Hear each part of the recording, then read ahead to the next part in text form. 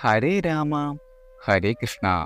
കർക്കിടക മാസത്തിൽ നിലവിളക്ക് തെളിയിക്കുമ്പോൾ ഇക്കാര്യം നമ്മൾ അറിഞ്ഞിരിക്കണം. നിലവിളക്ക് എന്നാൽ ലക്ഷ്മി സമേതയായ വിഷ്ണുവാണ്. ഇതിൽ ഇടുന്ന തിരുനാളം ബ്രഹ്മാവും സരസ്വതിയുമാണ്. അതുകൊണ്ടാണ് രണ്ട് തിരി ചേർത്ത് ഒരു തീനാളമായി കത്തിക്കേണ്ടത്. സൂര്യദേവനെ മുൻനിർത്തിയാണ് നാം ദീപം തെളിയിക്കുന്നത്.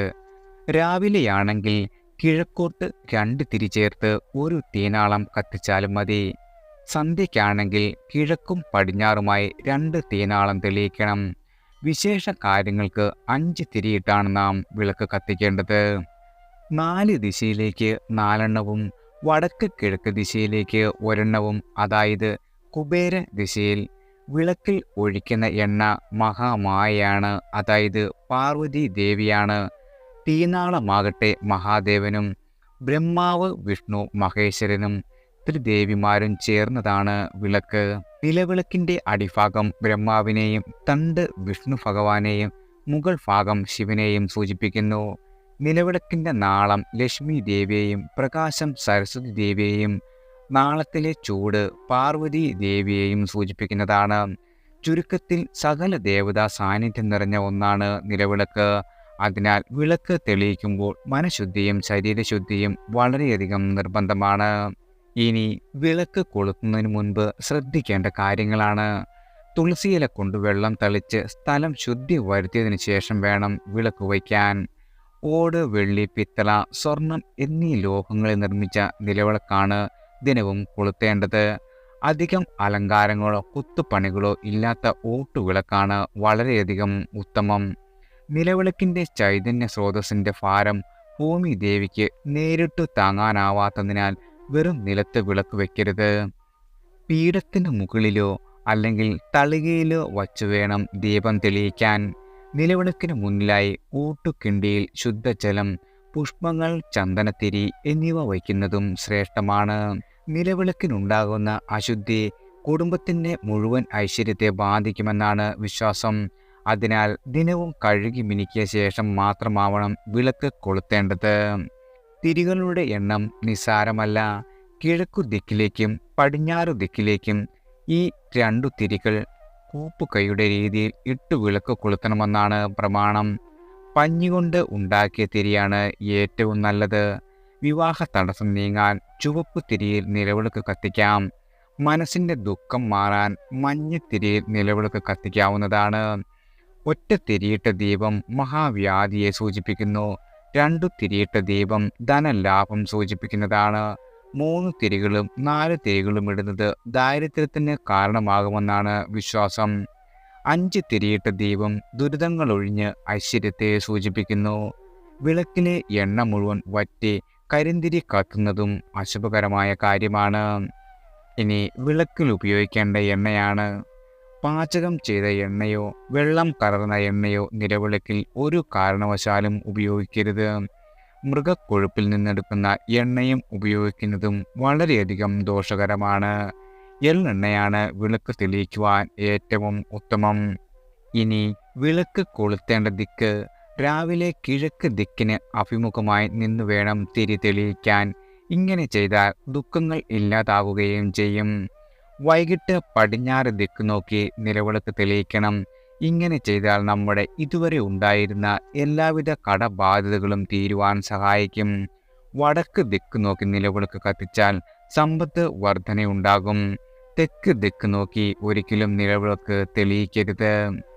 ഇനി വിളക്ക് കൊളുത്തേണ്ട സമയമാണ്. സൂര്യോദയത്തിനും അസ്തമയത്തിനും 5 മിനിറ്റ് മുൻപേ നിലവിളക്ക് തെളിയിക്കണം. നിലവിളക്ക് തെളിയിക്കുന്നതിലൂടെ പ്രത്യക്ഷമാകുന്ന ദൈവമായ സൂര്യഭഗവാനെ വണങ്ങുക എന്ന സങ്കല്പവും ഉണ്ട്. അതിനാൽ 2 സമയങ്ങളിലും തിരി കൊളുത്തുന്നതിലും ശ്രദ്ധിക്കേണ്ടതാണ്. പ്രഭാതത്തിൽ ഉദയസൂര്യനെ നമിക്കുന്നതായി കിഴക്കു ഭാഗത്തെ തിരിയും സായാഹ്നത്തിൽ അസ്തമ സൂര്യനെ വണങ്ങി പടിഞ്ഞാറ് ദിക്കിലേക്കുള്ള തിരിയുമാണ് ആദ്യം തെളിയിക്കേണ്ടത്. കുടുംബനാഥയാണ് നിലവിളക്ക് തെളിയിക്കേണ്ടത്. കൊടി വിളക്കിൽ തിരി കത്തിച്ചുകൊണ്ട് ദീപം ദീപം എന്ന് ഉച്ചത്തിൽ പറഞ്ഞുകൊണ്ട് നിലവിളക്കിനടുത്തെത്തി വണങ്ങിയ ശേഷം ദീപം തെളിയിക്കുക. ഈ സമയത്ത് കുടുംബാംഗങ്ങൾ എല്ലാവരും നിലവിളക്കിനെ തൊഴുതു നമസ്കരിക്കുന്നത് ഉത്തമമാണ്.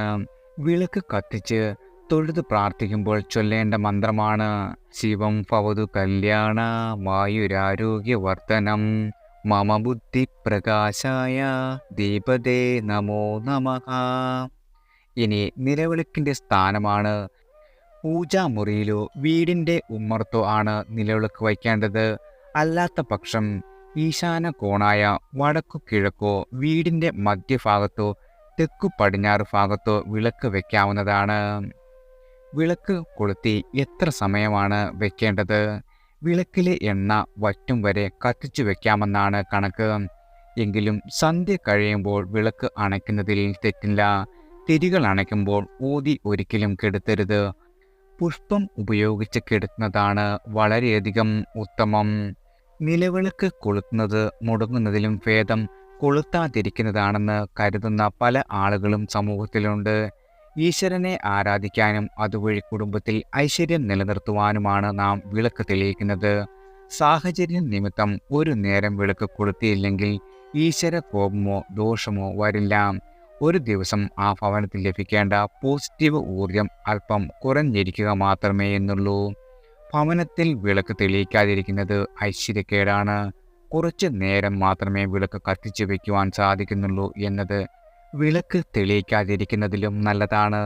സാഹചര്യങ്ങൾ നിമിത്തം ചിലർക്ക് ഒരു നേരം മാത്രമേ വിളക്ക് കൊളുത്തുവാൻ സാധിച്ചുള്ളൂ എന്ന് വരും.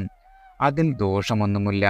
ഉത്തമ ഭക്തിയോടെ ചെയ്യുന്ന ഏതൊരു കാര്യവും ഫലപ്രാപ്തിയിലെത്തുമെന്ന കാര്യത്തിൽ യാതൊരുവിധ സംശയവും വേണ്ട. വിളക്ക് തെളിയിക്കുന്നത് മുടങ്ങിയതിനു ശേഷം പിന്നീട് തിരി തെളിയിക്കുമ്പോൾ ക്ഷമാപണ മന്ത്രം ചൊല്ലുന്നത് ഉത്തമമാണ്. മനുഷ്യൻ്റെ ജനനം മുതൽ മരണം വരെയുള്ള എല്ലാ ചടങ്ങുകളിലും നിലവിളക്കിൻ്റെ പ്രാധാന്യം വളരെ വലുതാണ്. ഏതു ചടങ്ങുകളിൽ ആയാലും നിലവിളക്ക് ഒഴിവാക്കാൻ പറ്റാത്ത ഒന്ന് തന്നെയാണ്. വീടുകളിൽ സന്ധ്യാസമയത്ത് നിലവിളക്ക് കത്തിച്ചു വെക്കുന്നതിലൂടെ വീട്ടിൽ ലക്ഷ്മി ദേവിയെ കയറ്റി ഐശ്വര്യം കൊണ്ടുവരുന്നു എന്നതാണ് സങ്കല്പം. സന്ധ്യാസമയം ആകുന്നതോടെ അന്ധകാരം കടന്നുവരും. ഈ ഇരുളിനെ, നെഗറ്റീവ് ഊർജത്തെ അശുഭത്തിൻ്റെ, അതായത് തിന്മയുടെ ഒരു പ്രതീകമായാണ് ഏവരും സങ്കല്പിക്കുന്നത്. അപ്പോൾ ഇരുട്ട്, അതായത് മൂദേവി അഥവാ മൂച്ചോട്ട കടന്നുവരും. അതിനു മുൻപേ വെളിച്ചം പരത്തുകയാണ് സന്ധ്യയ്ക്ക് ഒരു നാഴിക മുൻപേ വിളക്ക് കൊളുത്തുന്നതിൻ്റെ പിന്നിലെ തത്വം. അതുവഴി തിന്മയെ ഗൃഹത്തിൽ പ്രവേശിക്കാൻ അനുവദിക്കാതെ ഐശ്വര്യത്തിൻ്റെയും സമൃദ്ധിയുടെയും നന്മയുടെയും പ്രതീകമായ പ്രകാശത്തെ, അതായത് ശ്രീദേവി വീട്ടിലേക്ക് ആവാഹിക്കാനാകുന്നതാണ്. ഇതാണ് പൊതുവെയുള്ള സങ്കല്പമെങ്കിലും ഇതിന് പിന്നിൽ ഒരു പരമ്പരാഗത വിശ്വാസം കുടികൊള്ളുന്നു. ഈ സങ്കല്പപ്രകാരം പ്രദോഷ സന്ധ്യയ്ക്ക് തൊട്ടു മുൻപ് അന്തരീക്ഷമാകമാനം ഒരു വിഷാംശം പടരും. സന്ധ്യയ്ക്ക് കൊളുത്തുന്ന നിലവിളക്കിൽ നിന്നും വരുന്ന കിരണങ്ങൾ ഈ വിഷാംശത്തെ നശിപ്പിക്കും. ഈ ധാരണയും പ്രദോഷ സന്ധ്യയ്ക്ക് ഒരു നാഴിക മുൻപ് ദീപം കത്തിക്കണമെന്ന വിശ്വാസം പ്രബലമാകുന്നത്. അതിനാൽ ഏവരും സന്ധ്യയാകുന്നതിന് ഒരു നാഴിക മുമ്പ് തന്നെ ഗൃഹത്തിൽ നിലവിളക്ക് കൊളുത്തണം.